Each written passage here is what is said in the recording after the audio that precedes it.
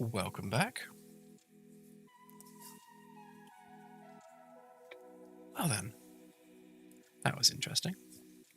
My computer usually blue screens about 3 times a week, sometimes twice, and yeah, it's just typical that it decided to do it right on stream.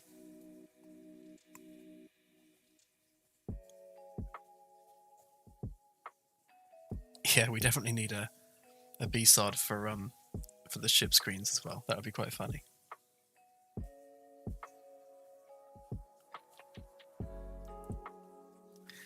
Right, I think we're back. We're all good. And yes, a new computer is definitely something I will be building after Kickstarter.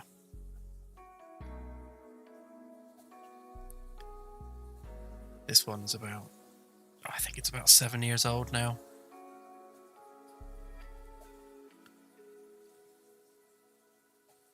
Bits of it anyway. Actually, this computer is one of those like famous philosophical questions.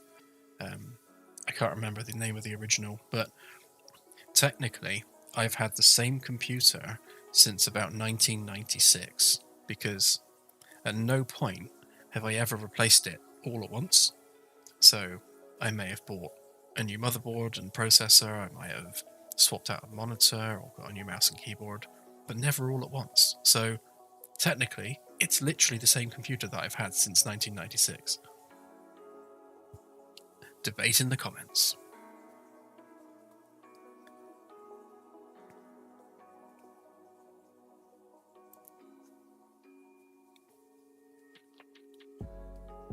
Ship of Theseus, yeah, that was it, thank you.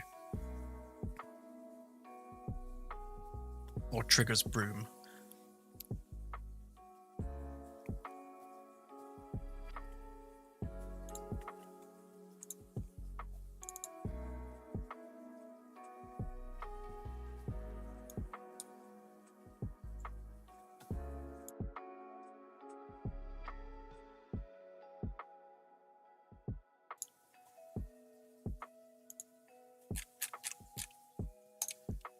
Right, so we need these buttons to do something. So I'd already started the process of this. So essentially all we're doing is we're sending through plus X, Y, and Z, minus X, Y, and Z, sending it through to the nav panel, sends that for replication, and then it does a check on our button ID, which is piped into this, which goes into a macro, and then it takes the current manual GPS coordinates and adds or minuses 1 light year to that vector, which needs to rep notify and then send that back to the panel.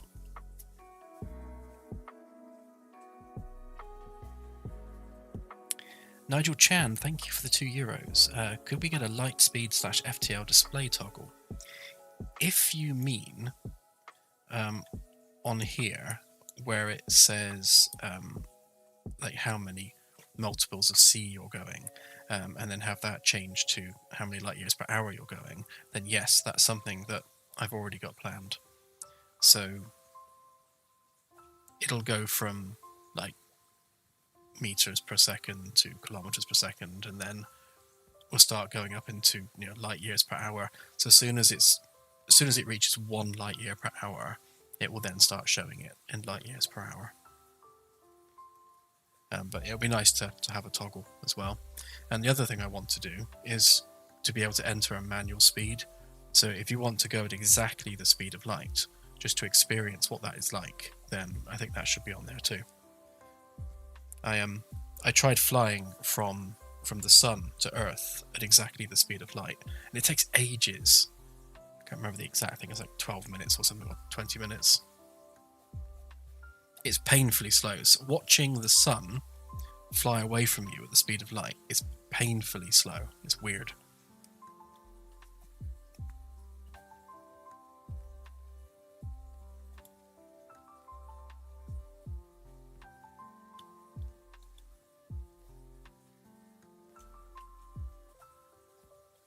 There we go. 8 minutes.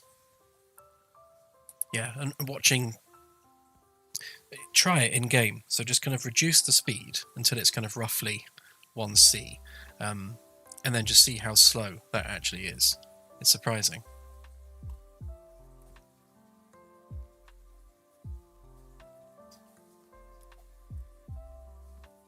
The next demo update is going to be in several weeks, essentially when this is finished and polished. So when the sensors are working smoothly and are bug-free, and when I have fixed all this geometry and got all this all smoothed and polished, then a new demo update is going out. And that will include the new ship design and everything. It won't be finished, but it will at least be more finished than this. So you won't have like missing ship pieces.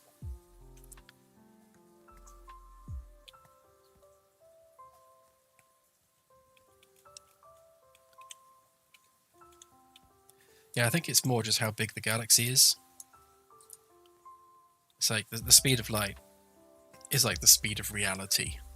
It's tremendously quick, and yet even on a solar system scale, it's painfully slow.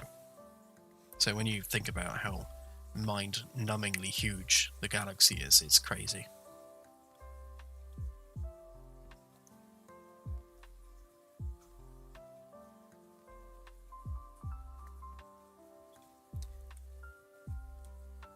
Zelaf, why is X vertical and Y horizontal? Because it's X forward. So if you look at here, so red is the X-axis. So in Unreal, positive X is forwards. So in red, oh, I didn't want to move the chair. Come back. So in terms of forwards there, this is the positive X direction towards Sag A. So that's that way.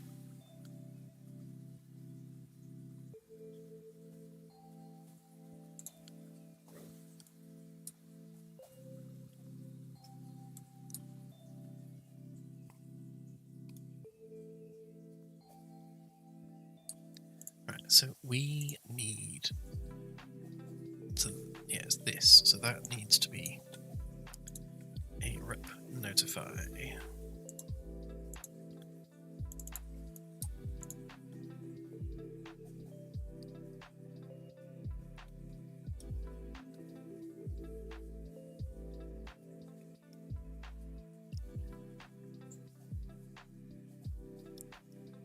Yes, you'll still be able to back the project after Kickstarter. We're going to add the tiers to our website, so you'll be able to do it from there. And obviously we still have our Patreon and our Ko-fi running.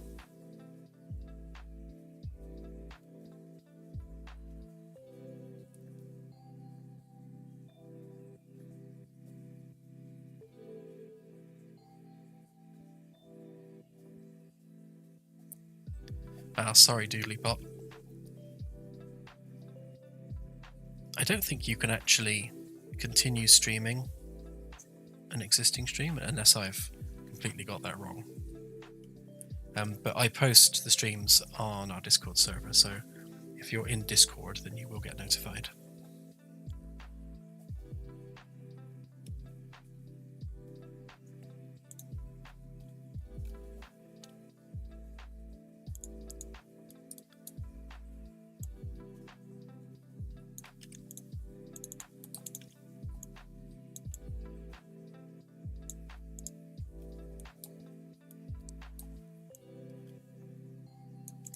So what's the event called? Nudge manual GPS. Okay, so nudge manual GPS location, and then we'll plug that in. Right, so that completes the loop. So we click the button, we replicate button press, we then look for our ID, we go into the macro, we nudge the values on the vector, we then rep notify that and send it back to the nav panel where it handles the display update. That should all work fine. The only thing that won't work right now is that we're grabbing the coordinates purely from the value in the text box, which we don't want to do because that's because we don't want to store the data on the UI. We want to give the data to the UI. So that needs changing, which I shall do in a moment.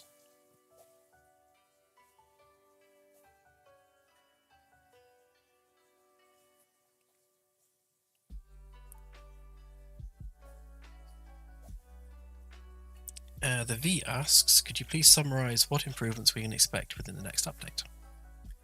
So in the next update, this isn't a comprehensive list because I've done a lot of changes. The biggest one is a complete overhaul of the sensors UI. So it has 4 distinct modes now. Planetary scanning is one of those things that's included, and as part of the planetary scanning, you'll be able to actually see the beginnings of alien life generation throughout the galaxy. So whereas right now, whether or not an Earth-like world has life on it is just a random choice, it'll be properly procedurally generating that. So that's kind of a big deal for the galaxy because we'll start to see where those alien species actually are for the first time, which is great. It'll be the new ship design, so our guppy in space. Obviously this is missing a bunch of hull, but this ship will be in the new update. I've added Roche limits to stellar system generation, so every star and every planet now properly calculates its Roche limits, which means that you no longer get planets generating inside stars like you do now in some cases. Which is weird that it's doing that because it's basing the position of the first planet based on temperature regions, so it shouldn't have been generating planets inside stars, but because it now has Roche limit awareness, it definitely won't generate planets inside stars. So yeah, that's a big improvement there. That aside, mostly it's just fixes and polishes. The 2 big things are the new sensors, the generation of alien life, and the new ship design. I was planning to have this done and dusted a month ago, but as you can imagine, this past month has been a little bit busy, thanks to Kickstarter.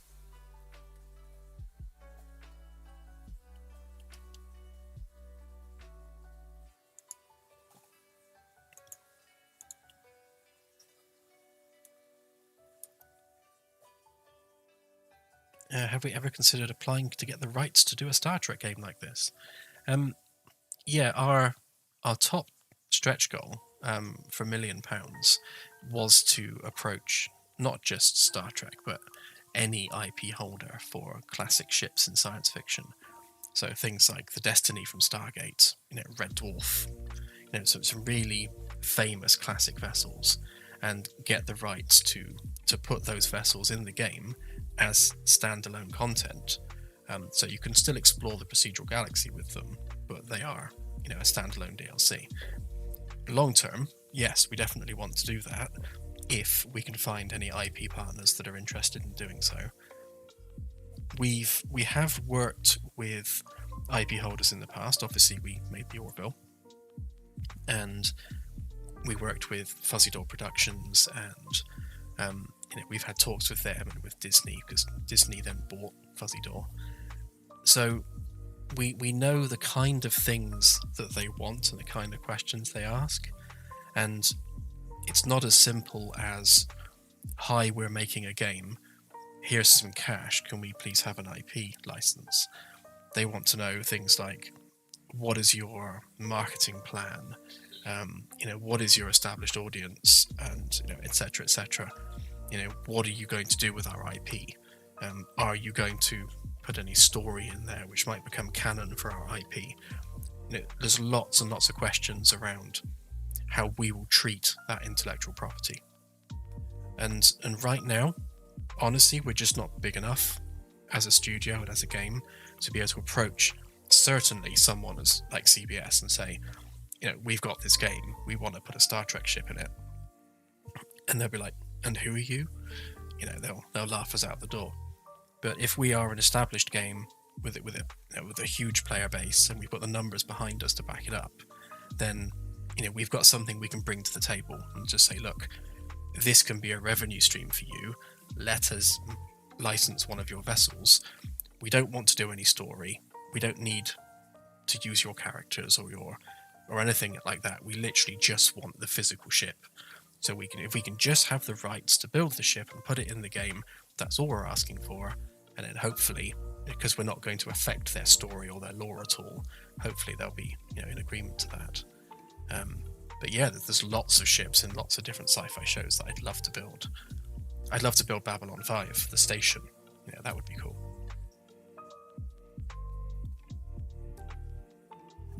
Dustin Arquette, $5, thank you very much. Will there be independent emergency backup batteries for the bridge and other main systems, like our fire alarm control panel?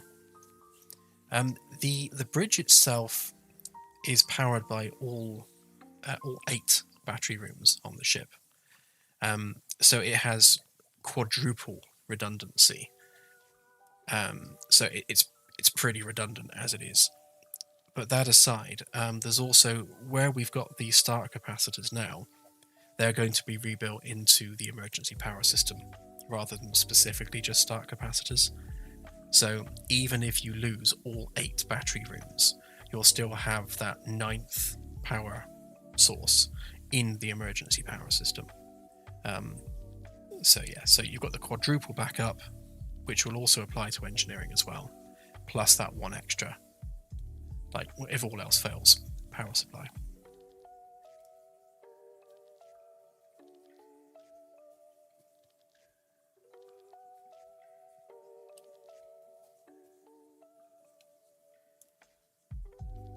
Right then.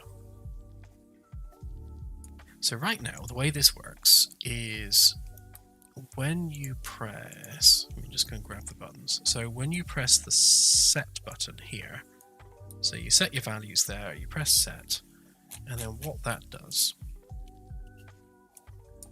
is it sends that through to be replicated, and then that eventually gets spat out over here. Where are we? Set. And then that all goes into the same "this button has been pressed" variable, which will just replicate the last button that was pressed, and then sends that through back to here, and then we process that on this side, which is fine, but I think we need to actually pass the data through. So rather than just merely replicating the button press, we need to actually send something with the button press. So rather than doing this, I think what we'll do instead is we will use a different event. So I've got one, here's one I prepared earlier. So I've tried to make these panel agnostic, so we're using the least amount of code possible to achieve what we're achieving. So whilst we've got a generic button press, which literally just sends a button ID through, which we can work with, I've also got one where you can just send a value, like a vector value, or like a float value. So in individual cases where we need to just send just a basic variable type, then we can do that as well. So I think that's what we'll do here. And again, we're passing the button ID along with it so that we can then decide, what does this vector actually relate to based on the ID, the button that was pressed.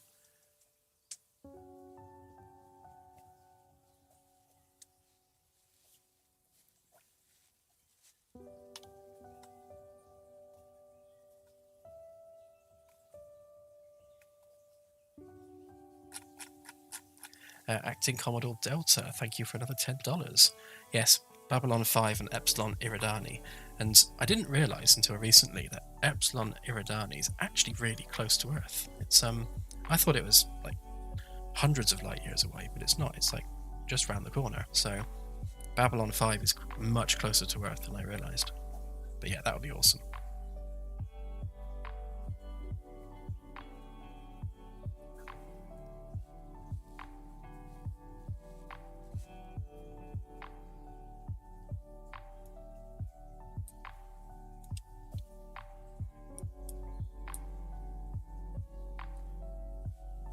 Thank you, Gaminkin. Very much appreciated.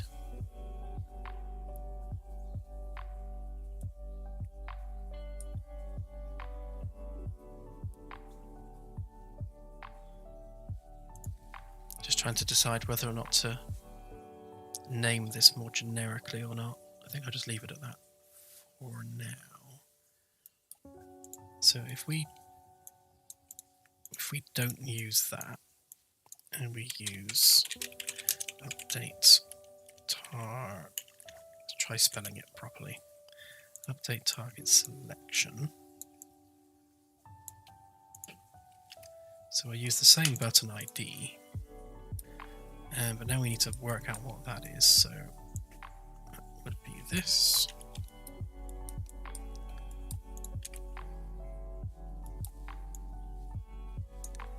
And then we'll just make a vector. Oops, no, wrong one. Make a vector.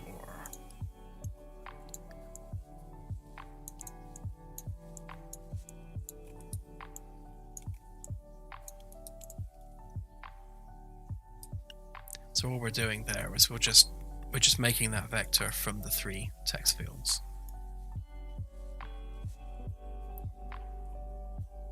So we need to make sure that those get updated, which they should do here.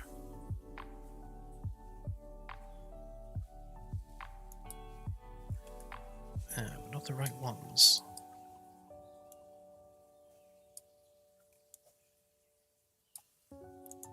So I think those are the ones for the medium range. Yeah, because these ones have GPS written on them. So it's these ones that we need, not these ones.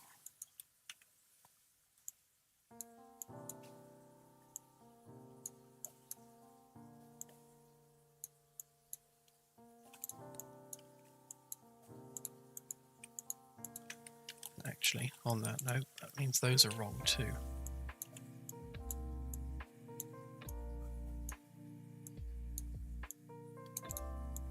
Make sure we're actually working with the right data.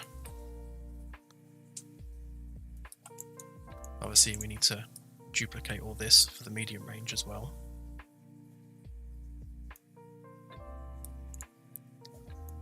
Right, so that passes that through as desired. We don't need that anymore. But that does therefore mean that this is no longer being fired,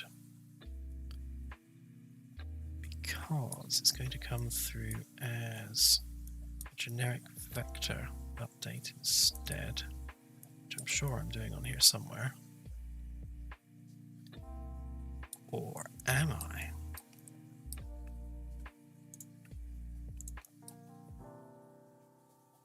Right, yeah, so we'll do it from there instead. So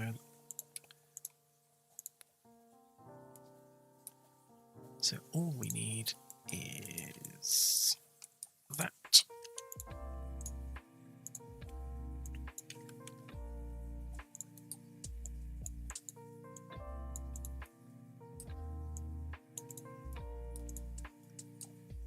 Okay, so we press the button, we send through our button ID and our vector. That goes and gets replicated. It comes back as a server RPC, which then has permission to set that. And then we send that through to here, which updates the display and does all the rest of it. So in actual fact, then that's not needed anymore.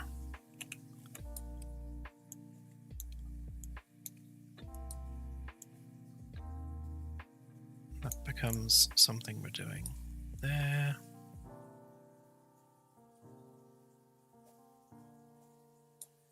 So really, rather than nudging it, that's more of a generic setting of it. Because whether we press the set or whether or not we nudge, we're essentially doing the same thing. We're still just setting that vector.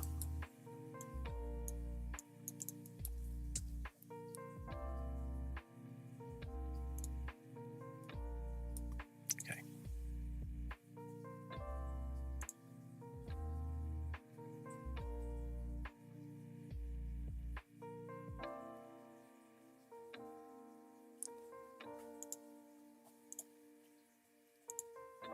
Make sure all those have updated. So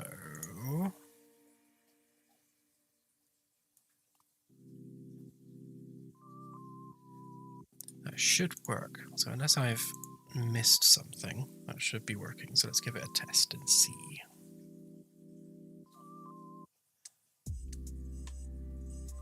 Yeah, I'm hooking up the logic for the buttons on the sensors.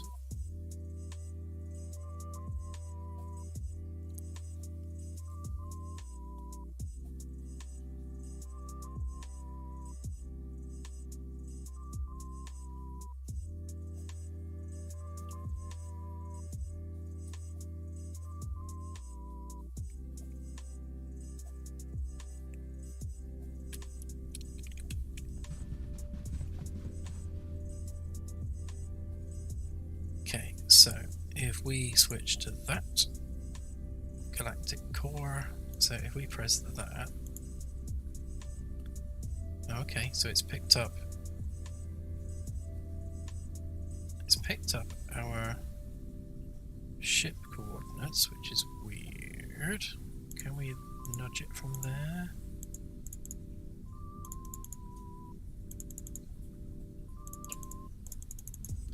Okay, yeah, that's working. So it's definitely changing the value.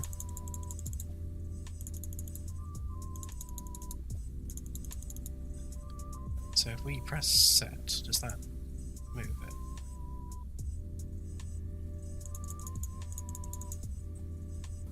Oh, now it's working because that lagged, so it definitely worked.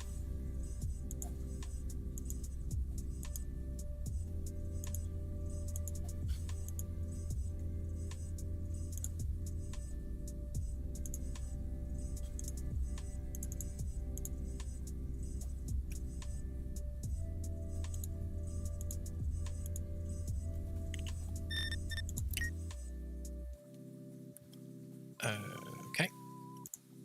Something's broke. Let's just go through that logic just to make sure. Right, so we're definitely using the GPS version of those text fields here and there. And we're definitely pressing the GPS set button, although let's just make sure that we are. Because there are so many buttons on this UI, it's getting quite confusing. Right, so yeah, that's definitely the right button. Definitely getting the right data. And we're definitely sending that to the right place. And we're definitely setting the manual GPS coordinates, which is then definitely passing that through there. Which is then definitely updating the right display value there. Okay.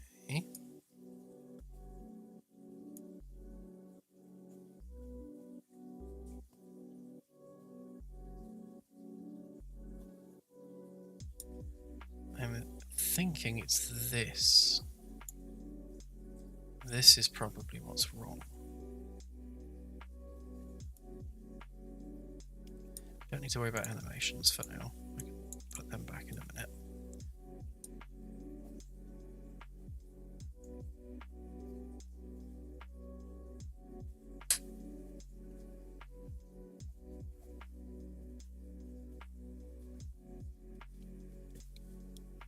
Thank you for the super chat. I'm afraid I'm not even going to attempt to pronounce your name. Is that Rush? But thank you anyway. Are you going to stream on Friday? Yes, I'm going to stream. Probably I'll start streaming about quarter of an hour before Kickstarter ends, and then we'll stay on stream a little bit after as well. I'll probably grab everyone in Discord into a group chat, and then we can have a bit of a party whilst Kickstarter crosses the finishing line. I think that would be quite cool. We did a stream when we launched the campaign, so it'd be nice to do a sort of bookend that with a stream at the end as well.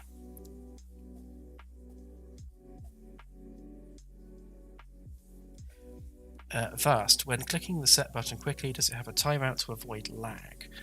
Yeah, we're going to have to implement that because it's all full at the moment because it's literally in the center of the galaxy, so it's generating like 8,000 stars every time. But yes, yeah, we'll add a timeout on that so you can't destroy the game.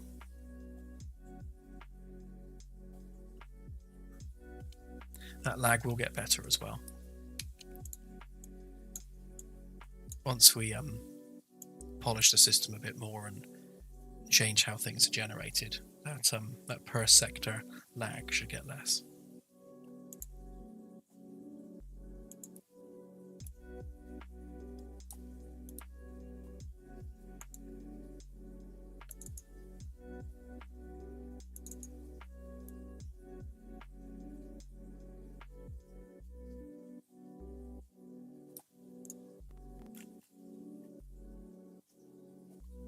Okay, so the manual coordinates default to 0 anyway, so that's right.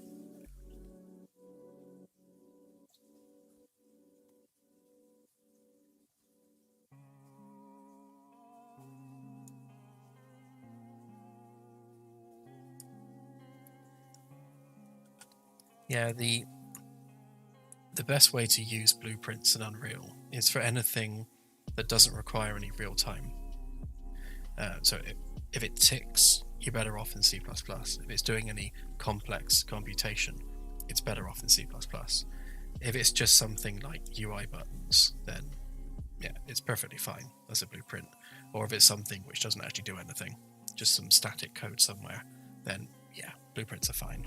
You can do a lot with blueprints, and there's a certain layer of protection with them in terms of things which crash the engine. So it's very difficult to crash the engine with blueprints, whereas with C++, it's very, very easy to crash the engine. So it's nice having that kind of layer of protection. There's also a lot more you can do with C++, because with blueprints, you're limited to what's exposed to blueprints. Obviously, you can write your own C++ to expose your own functions to blueprints, but by default, you're limited to what Epic gives you.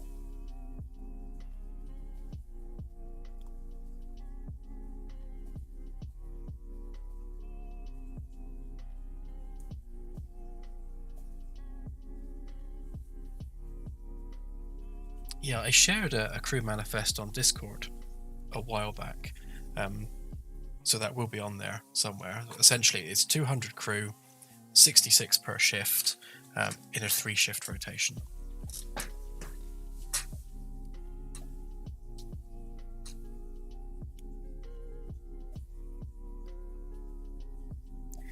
Gravity wells will probably be limited purely to things like black holes. Orbiting will be calculated automatically based on your altitude above any planet. So, say there's a station. That station will be in a circular orbit, and the inclination of that orbit will be 0 at the equator and then 90 degrees at the poles. And that would just be a set thing that's calculated, and it will always be a perfectly circular orbit as well. And then what we'll do is we'll draw a spline, and then that station will move along that spline in that pre-calculated orbit at the relevant speed for that altitude. And then if you exit FTL next to that station, you'll be placed in a practically identical orbit so you'll be orbiting with that station as it works its way around the planet. To not do that would mean as soon as you exit FTL, the station would already be moving away from you at something like 7 kilometers per second. So we're just manually calculating and then, automatically calculating and placing ships in orbit.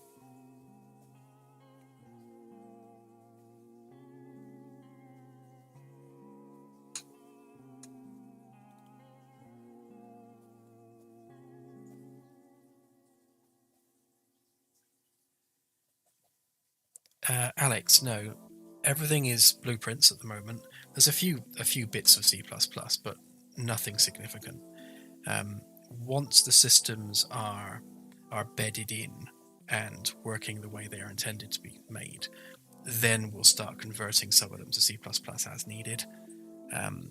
Like some of the optimization code, it's not ticking, but it is running a looping function. So even though the looping function isn't running very often, it would still be better if that was running on C++. So things like that will be converted over time.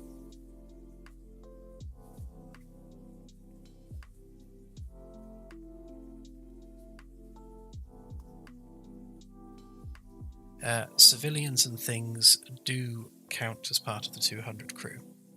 There's 200 crew quarters, and it might actually turn out to be like 208 or maybe 216 in the end, plus the 6 that are on B deck, the VIP quarters. So things like the captain and the chief engineer will have one of those 6 VIP quarters, and the rest of the crew will be on the individual D and E deck quarters. So there's no upper limit to how many people you can have on the ship. The upper limit really is how many crew quarters there are.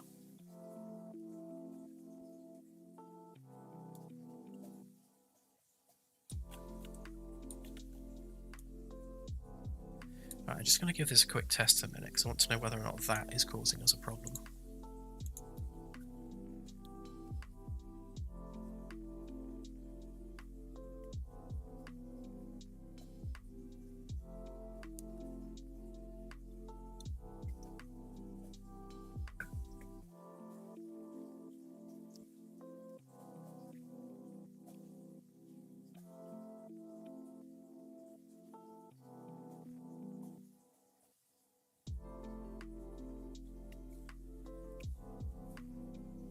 No, crew. When the NPC crew are out of sight or not on the deck that you're on, they will still be walking around and doing things, but their tick rate will be greatly reduced. Anything, including players, the actual tick rate on the animation blueprint, for example, is reduced over a distance. So the further away someone is from you, the less the tick rate is on their animation blueprints, and things like the movement component and all of it. So anything not on your deck is virtually paused, and for NPCs in particular, they don't have any animations running, the skeletal mesh is hidden, and the only thing that's actually ticking is the movement component so that they can still navigate around the ship. But they're navigating as like a bodiless profile, essentially. They're not actually the full NPC. They don't become the full NPC until you're within range of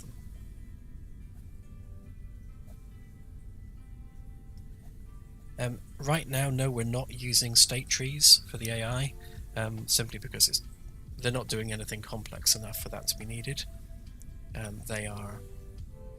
They're checking a list of points of interest and then picking one that's not taken already and then navigating to that point of interest, and that's just happening in their character blueprint. It's so simple, it doesn't really need a state tree.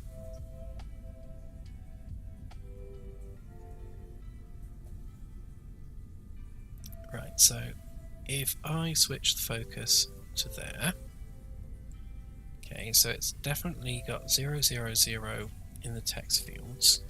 So when I press the button, it should continue. So where is it getting that from?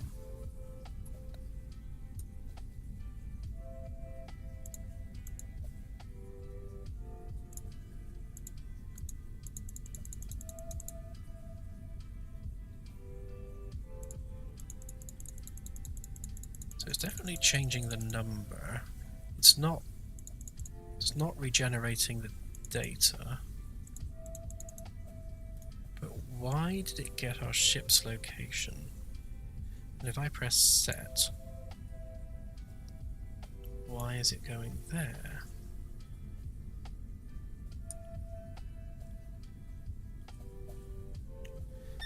Interesting.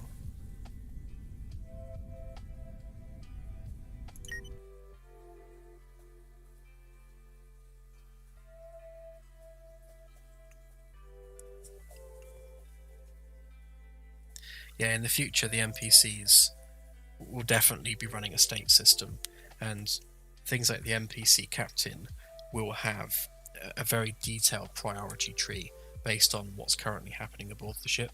So for example, by default, he'll be exploring, but then if the ship is running out of fuel, then the fact the ship's running out of fuel will take priority over the fact that you need to explore. So then the commands will be related to refueling the ship. So it will all be priority based.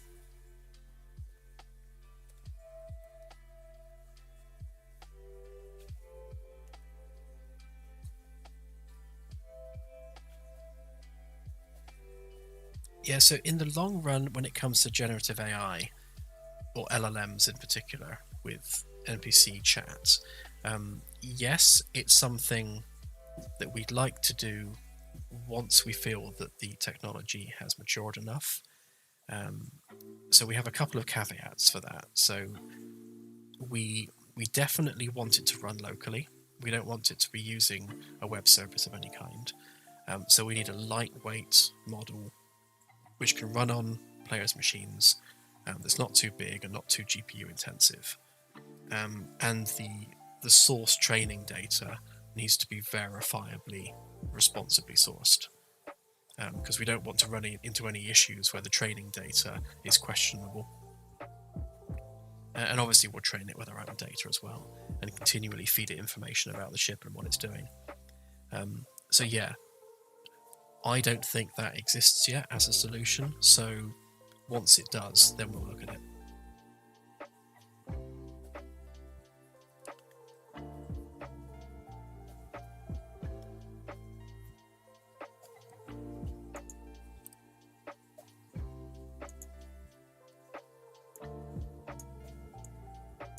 Okay, so it wasn't the focal point causing the issue there. So I suppose the better question is, where are these being... Okay, so we're setting the value there, and we're getting the value there.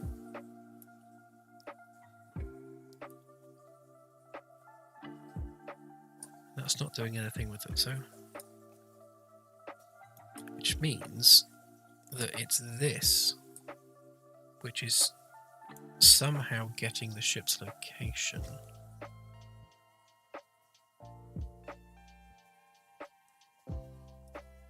Which means... So the only thing that's calling this is this. Which means this is getting the ship's location.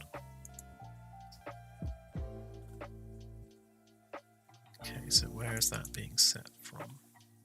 So we're setting it there, which is literally when we press the button, so that's fine. And then we're setting it in the macro.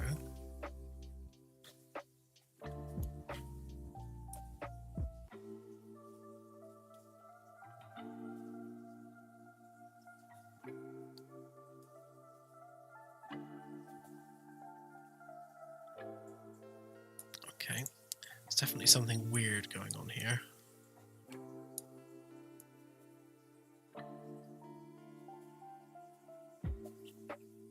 Yeah, because all the button presses are doing are just firing this macro, and all this macro is doing is just flipping some digits on a vector, so that's pretty straightforward.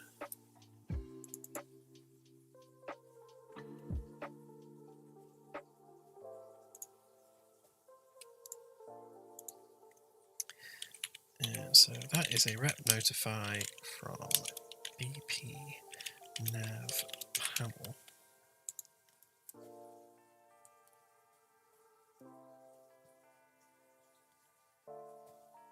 And this is the only place this is being set, so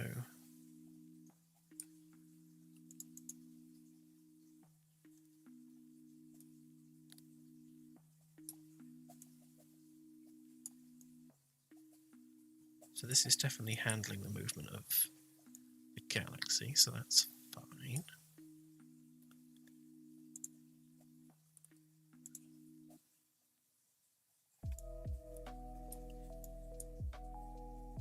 This is both what I love and hate about programming, is instances like this where you've got a value which is being put into a vector and you've got no idea where it's coming from, and that's the puzzle that needs to be solved.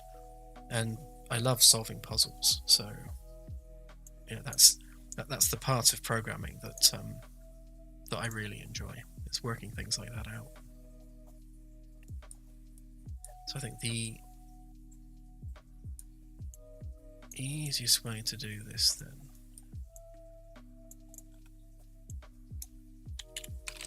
so we're going to print some text.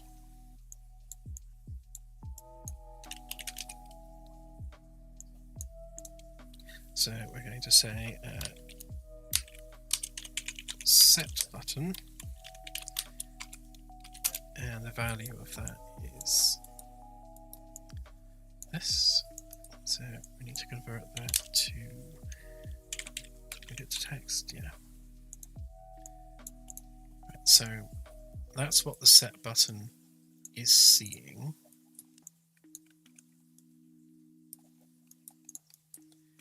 And then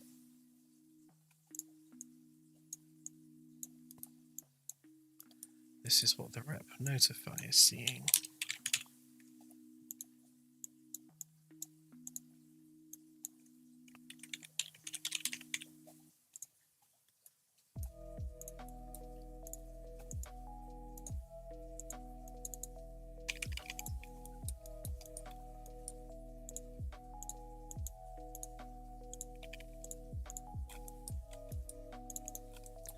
Right, so let's see, at what point does that value change?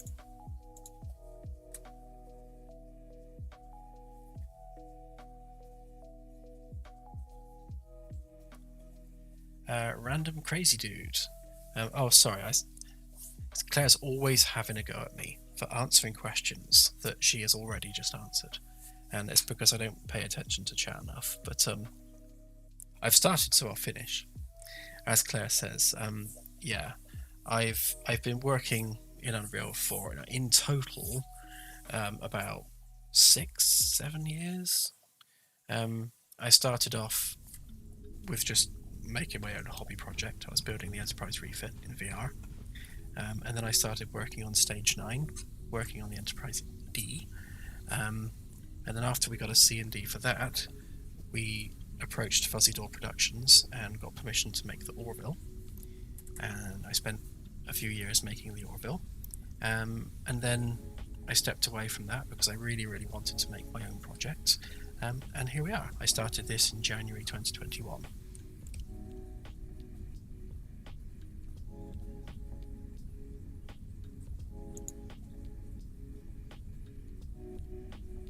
Right, so if we press set now with those values zeroed out, it should say 000, which it does. Right, so if we now change one of those values, okay, the rep notify is definitely passing through the correct value. And that's working.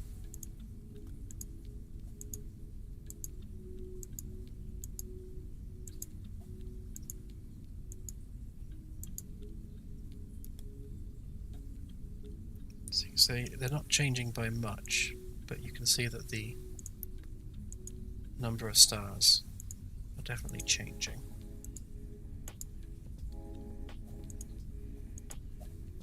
so that's fine. So if we press set again,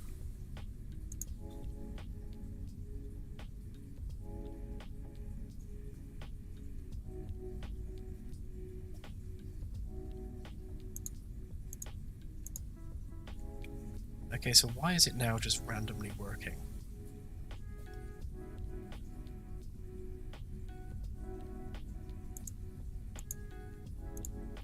See, yeah, that's literally like the worst thing in the world. So it wasn't working at all. I just put in a couple of print statements to see what the data's outputting, and now it's working. I changed nothing.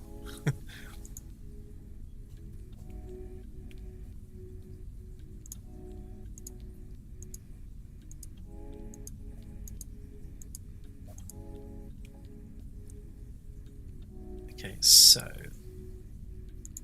is that working yet? No, okay, so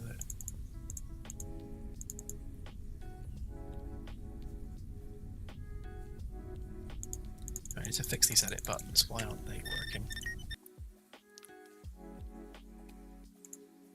I don't trust that that's working properly yet, so I'm going to leave those prints in there just to sanity check it.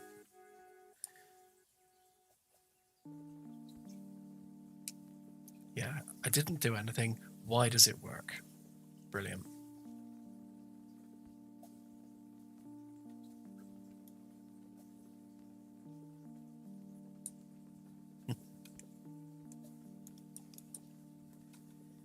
Right, so these are the blah blah blah buttons, so just make sure that they are actually set up properly. So, right, so that's definitely GPS manual X, and that's definitely GPS manual X. So we press that button. Yes, I know Unreal, you like to break. And that sends that through to there, which gets replicated, which then gets picked up here. So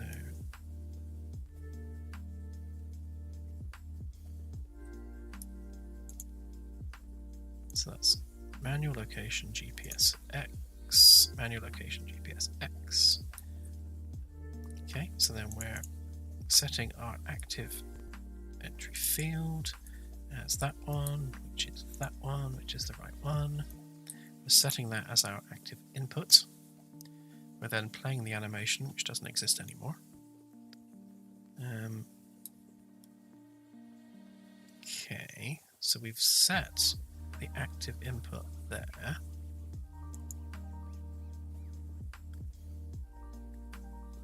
So when we press these buttons, we're definitely working with the right active input. Let's just make sure that these numbers are right. So GPS focal 7.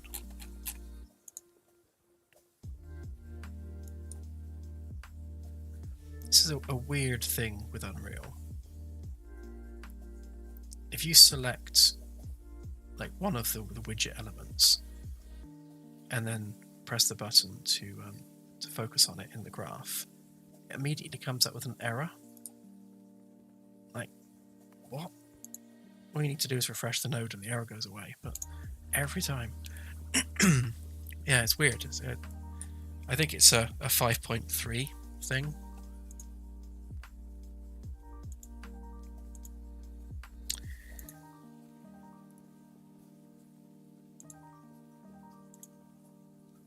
Let's try it again. So we click the button, and I think it's if you touch the name. So I'm not going to touch it.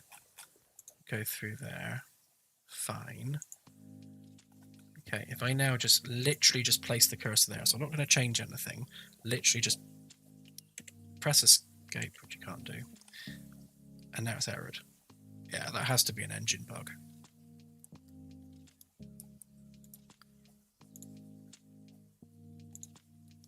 Luckily, you can just refresh the node and it fixes it.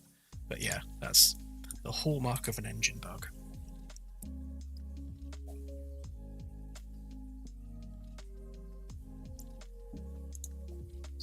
GPS, so manual entry GPS 7.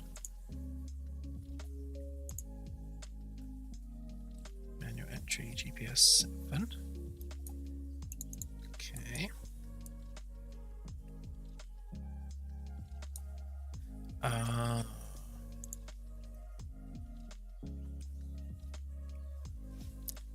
So the issue we're having here is that the ID is different when we're switching on the string,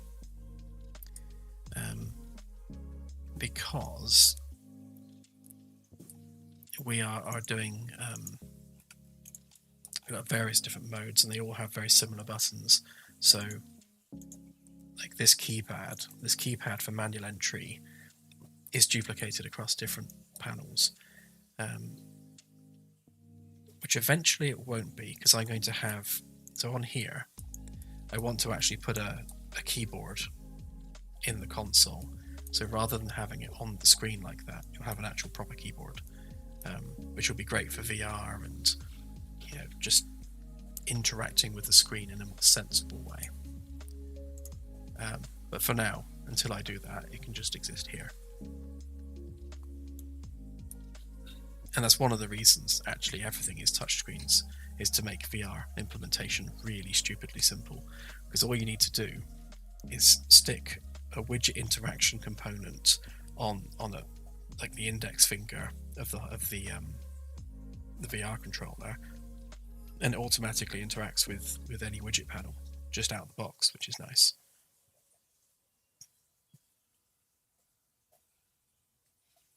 I don't actually know whether it does hand tracking. I've got an original OG Vive knocking around here somewhere. I've got the Valve Index, which I absolutely love, and I haven't touched the Vive since getting the Index. But the Vive is so old and decrepit that I actually had to use a knife to sculpt a replacement USB lead for it, HDMI lead rather.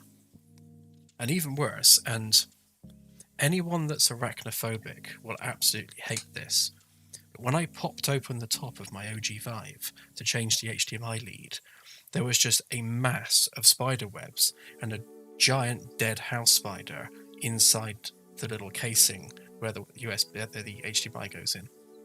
And that was horrific to think that this giant house spider was living on my face while I was using my Vive. So yeah, that's a nice little horror story for everyone. Remember to check your headsets because they might have spiders living in them.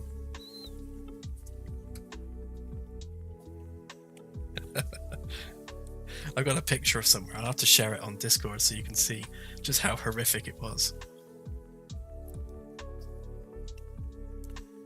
But yeah, so with the Kickstarter money, one of the things we're going to do is we're going to we'll get a Quest 3 and a Steam Deck, and we'll start to use those for development, so we can just check that it works across all the main headsets.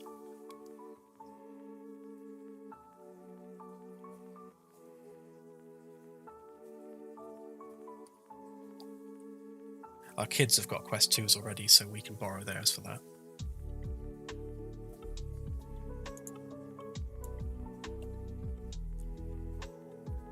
What was I doing? Right, yes, I was doing that.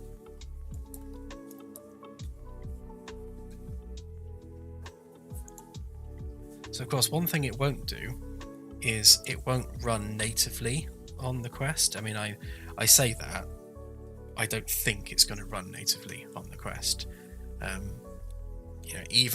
Even with a beefy PC with a 2080 Ti in it, it's still not great in terms of performance when you've got obviously dual screen rendering. I might be doing the Quest 3 a disservice. It might run it fine. The Steam Deck certainly runs the game fine. So yeah, it really depends on the hardware capabilities. If the hardware in the Quest 3 is good enough, then it might very well be able to run natively. But that said, I don't know how we'd manage multiplayer with that, so a native Quest 3 version might have to be single player, but we'll see. That's all in the future.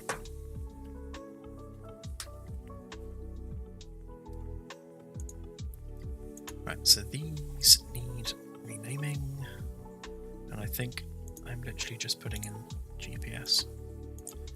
So GPS.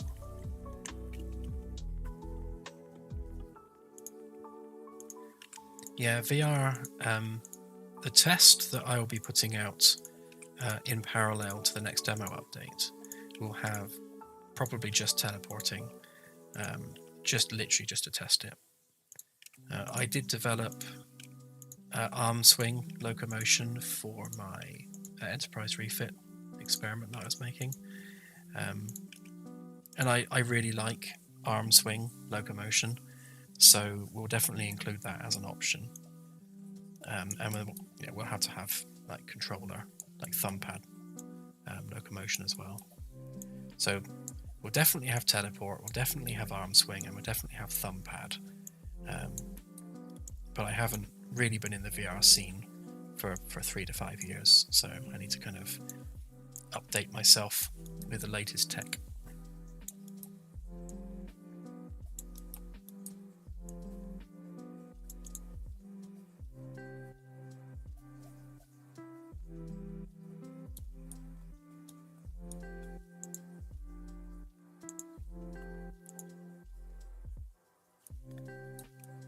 Right, I think that should be that.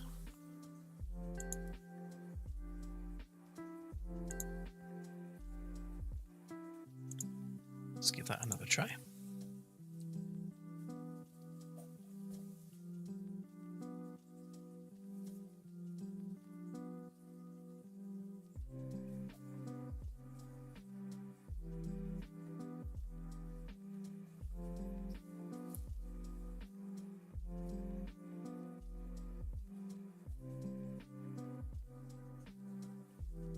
Yeah, something I did when I did VR for the Orville, I did it so that if your head collided with like a wall or a window, then it would move the headset backwards within the game world.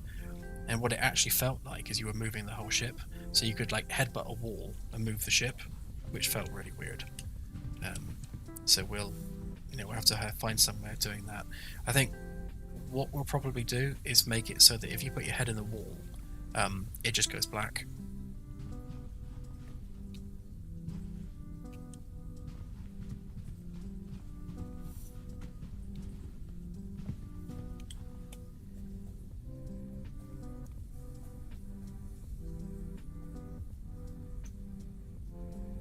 Yeah, the D&D Game Master mode will essentially be a different type of multiplayer game that you can launch.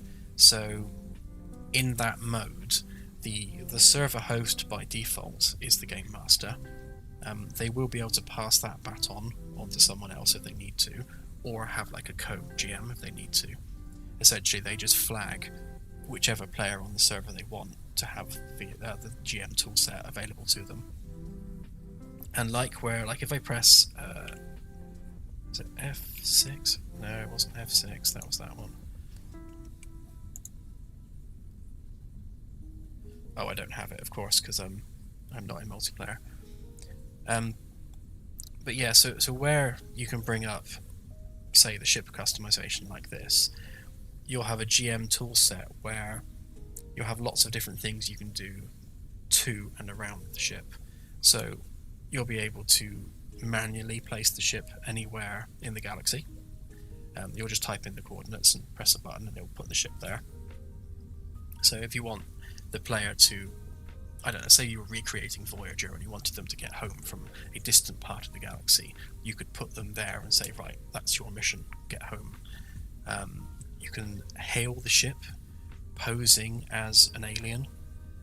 You can spawn yourself on the ship as, say, an alien ambassador. You could hail the ship as an ambassador on Earth, or like an admiral on Earth. Essentially, we'll just give the GM as much control over the game as we possibly can. so they can like trigger random events, or they can walk around the ship invisible, interfering with things if they want to use that to give the player something to have to deal with. They'll be able to spawn alien ships, they'll be able to spawn things on the ship. Anything really, anything you can think of that a GM might need to be able to do is the sort of thing that we'll add to the GM toolkit.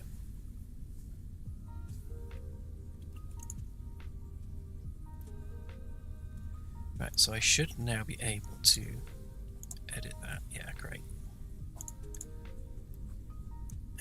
So if we set that to minus, let's say 10,000. Does the 1 not work? Why doesn't my 1 work? Ugh. Alright. 20,000 then. And then we set that. Okay, yeah, so that's fine. And it's correctly picked up. This is an inter-arm region. Good. So we should now be able to move this across. Yeah, that's definitely still working.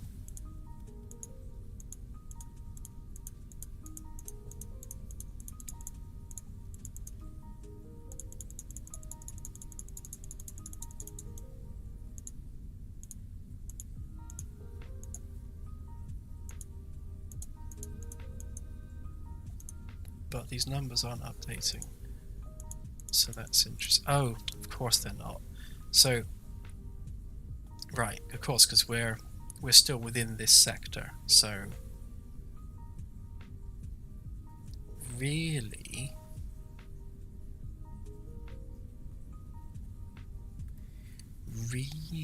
this needs to be going up by 100, not by 1. Because obviously that's going to keep generating the same sector until we get to 99. So there we go. So now we've passed into the next sector, and it's all updated. So if we then go back, do that instead. There we go. So sector 20100, now sector 2011, and then the numbers have updated accordingly.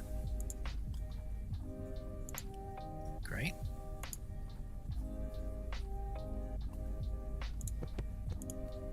So,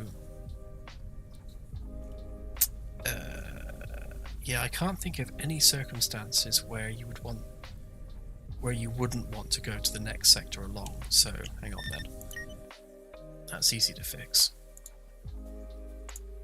So all we need to do on here is we just need to go into the macro, which will be this one, and just change that to 50. Obviously, sectors run from 0 to 99 on each edge.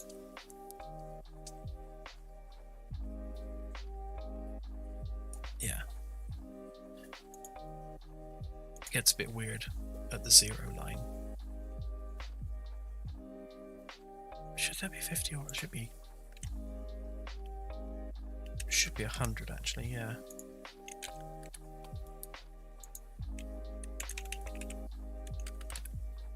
I think you might get into the situation where if one of your coordinates is set to 99, then it's going to skip a sector, but we'll give that a try a minute.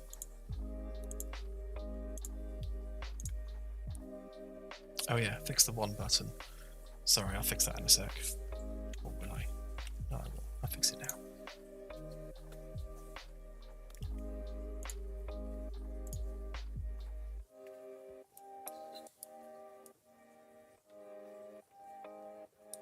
Oh look, there's the problem. I forgot to write in GPS.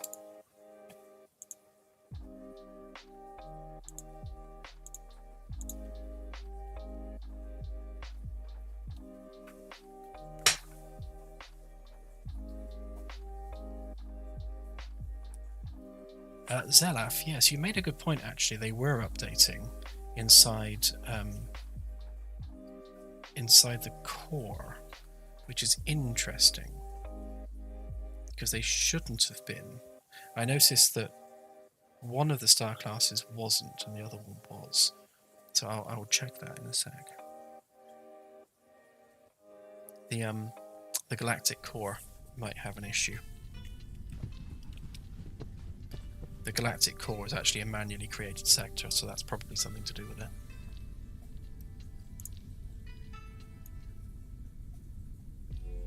So we've got 48 A-class stars and 48 231 F-class. Okay. Oh, let's line this up better. Nope.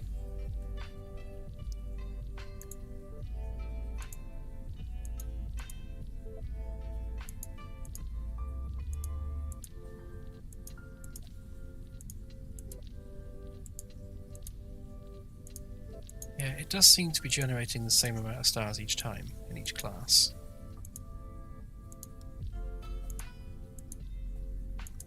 Yeah, I'll keep an eye on that. So if we hit plus X, it should take us 1. Oh, that's interesting. So the rep notify picked up the ship's coordinates plus an extra 100, but only the rep notify.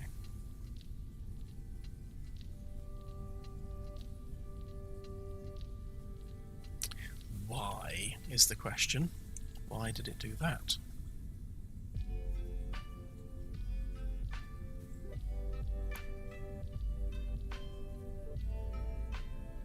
Okay, so if we then just set that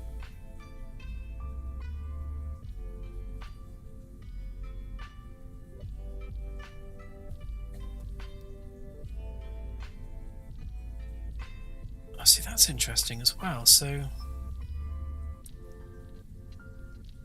when we press the set button, it picked up a different value to what the rep notify had previously set.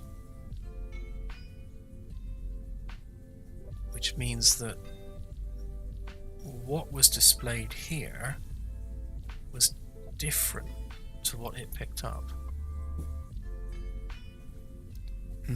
There would be some shenanigans going on there. Right, does this now, however, therefore work? Yeah, so other than that hiccup, it does actually work. So we're currently in the central bulge, which I don't want to be. So if we clear that and do minus 10, yay, 1 works.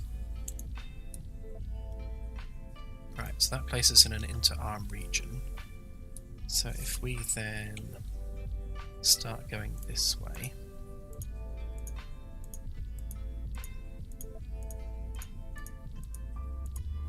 great, that is working. And if I zoom us in a bit,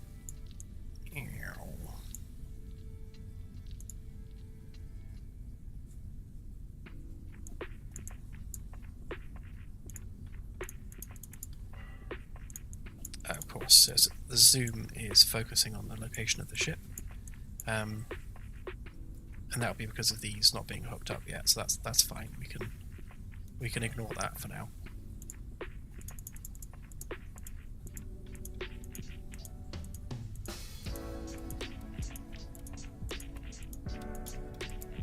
Great. So that's brilliant. So we are definitely moving between sectors, and you can see there actually. So, oh look, it's an open cluster. That's quite random actually. So it's gone from spiral arm into an open cluster, so we know that there's definitely some O-class stars here. So you can see that outside of the open cluster there are no O-class.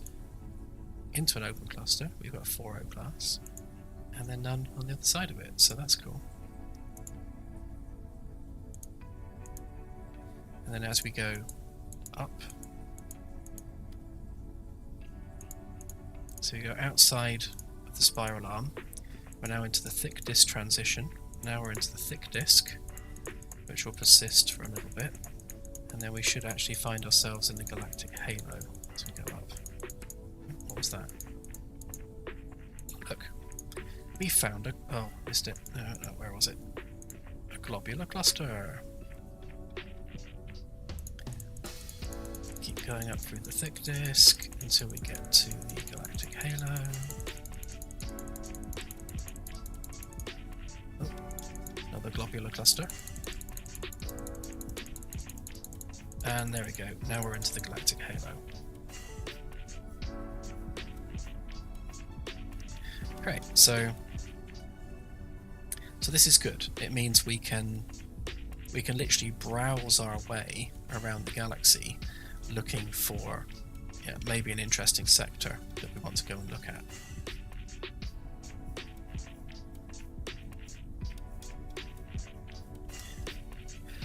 Do you plan to provide support for GeForce Now? Yes. Yeah, we've applied already. We need to implement Steam Cloud saving for the save games. Once that's implemented and working, then we should be able to then be added to GeForce Now. I believe that was what the thing that they were asking about was.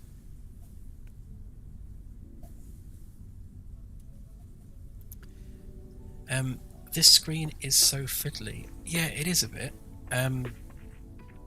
This is one of the challenges, I guess, with the UX design for when you're interacting with a complex ship system like this, you need to try and make it as approachable and as easy as possible. I mean, we don't want it to be like my first Starship level of simplicity. We want some depth to it. So, yes, it might be a little bit daunting at face value, but once you've learned what the buttons do, from that point in, it should be reasonably self-explanatory. So, like this, so you know that right now we are focusing on where the ship is, and now we're not. We're focusing on a manual location, and then the handy arrow tells you, what that location is. So that's where the ship is, that's our manual location. And obviously up here, it tells you all about that sector of space. And the important thing with this is the sector population. So, being able to see exactly what's there. So, like, if I set this to Earth a minute, so if we go, so we'll clear. I use E rather than waving the camera around. So we want minus 25,850, and then we want. Oops. Did that not go? Have I not implemented next yet? Probably not. No, 50, and then 50. Right. So our manual location is now equal to where the ship is. So, and I think, to be honest, we need a button for that, so we can like mirror that location across, save having to type it in. So we are now in what is essentially the Sol sector. So this is the sector we're in. So we can now look ahead towards the galactic core, and we now know what's in the sector in front of us. So we know there's a black hole there, and if we keep going forwards like this, we're now looking ahead, looking for something interesting to explore. So, if you're looking for something like an open cluster, you can, browse around looking for it. Oh, that's going the wrong way, that. Oh, there's one. So we now know that we found an open cluster, not very far from Earth, that has 3 O-class stars. So this gives us a rough idea of, which direction we can go and explore in. Now, that's fine as a high-level overview, because it's literally just telling you what's within that sector. So the question then becomes, okay, so now that we know that, how do we get there? So that's where you would go to the long-range scan, and I think we need to have this tied into this one, so I think the manual location you specify here, I think, needs to carry through to the long range as well. So when you go into the long range scan, you can do the same thing where if you change your focal point, which isn't hooked up yet, down to the manual location here, then what you see in the list here will be all this. So all these stars and things will now be displayed on the long range sensors, and then you can go through them and plot your course accordingly using these buttons here. So it allows you, so if you're the person who's in the science role and you're sat at the sensors, and maybe you and the captain are working together to find the next place to explore to, this gives you all the tools you need to really sort of probe ahead in the galaxy and just look for somewhere cool to explore to next. And then obviously, like with the other things, you can zoom in and out smoothly now.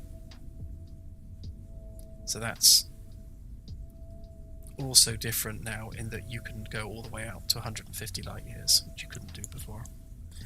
Oh, that's weird. Why is it putting that over there?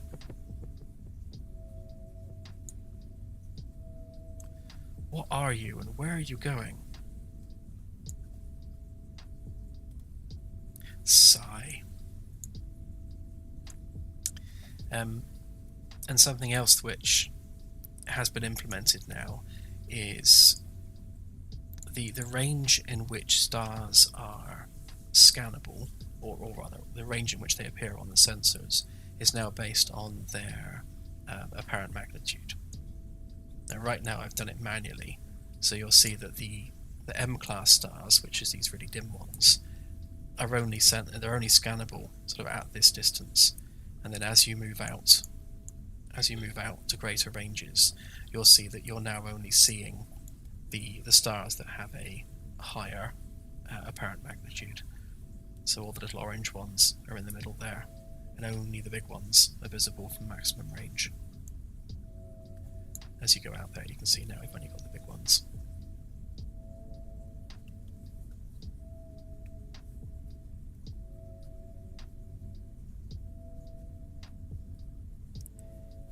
This is going to be the comms over this side.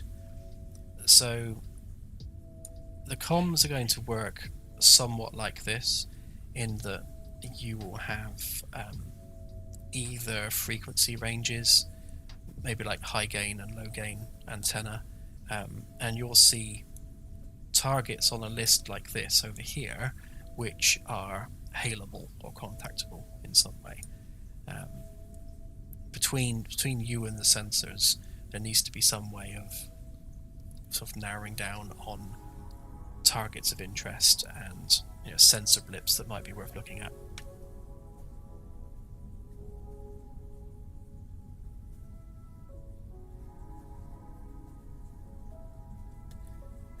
Okay, so what worked and what didn't work? I don't think that next button was working, so let me just... Right, so that is working, and if we press next, yeah, that's not working. So the next button, I don't think it has any logic hooked up yet, so that just needs to go between those. And we also need a flashy button, so you can see here we've got like a little flashy animation. It's not very obvious, I think it needs to be more obvious, so we'll have a look at that. What else? Yeah, that button needs fixing, and we need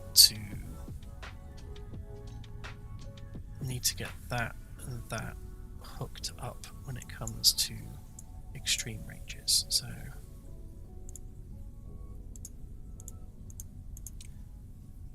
right, yeah, so it's currently locked onto the ship, and then when you switch to the manual location, that's not being passed through to the holo display, so that needs sorting out.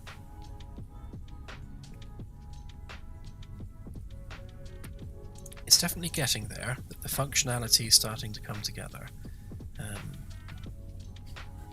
I'm hoping that once this is done, this is going to be a really nice way of interacting with the galaxy, especially like when you're on the long range sensors. And we'll have the same nudge buttons on here somewhere as well, so you'll be able to scroll sideways from here. So as much as you can scan ahead with the high level overview, you'll be able to do it here as well. So technically you don't need to use this mode if you don't want to. You could just use this one. But same deal. You'll be able to scan sideways and search the galaxy for interesting things to target. That's the next piece of the puzzle when it comes to the exploration gameplay.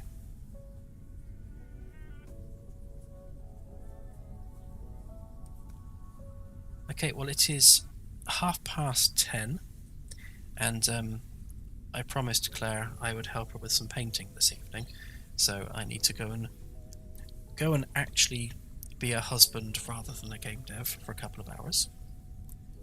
That doesn't happen very often. I'm sure Claire will be very happy to hear that. So I'm going to call it here, and thank you once again, everyone, for joining. And I'm sorry about the random blue screen of death that we had earlier, but that's why I need a new PC. Yeah, so we'll be back on Friday, and Friday's stream should be around about the same time. I can't remember whether we set the Kickstarter to end at 8 PM or 9 PM. I'll have to go and double check that, because it was before the switch over to BST, so we were still in GMT when Kickstarter started. So I need to check whether the GMT BST thing has messed up the end time. But either way, we'll start streaming about 10-15 minutes before the end of Kickstarter, and then we'll stay on stream to celebrate, which would be really cool. And then after that, we'll also have our usual Sunday stream as well. So that'll be a Sunday dev stream. And I think on the Sunday dev stream, I'll probably go through what our plans are for the roadmap moving forwards. Obviously, by that point, we'll know, what Kickstarter ended up on, and we'll be able to then use that to determine, right, who are we employing, what are they going to do, what order are we going to build things in, and what is early access actually going to contain. So I'll try and cover all of that on Sunday's stream, which will be cool. Okay then, so I'm going to go and paint, and thank you again for joining the stream, and I shall catch you on Friday. Bye for now.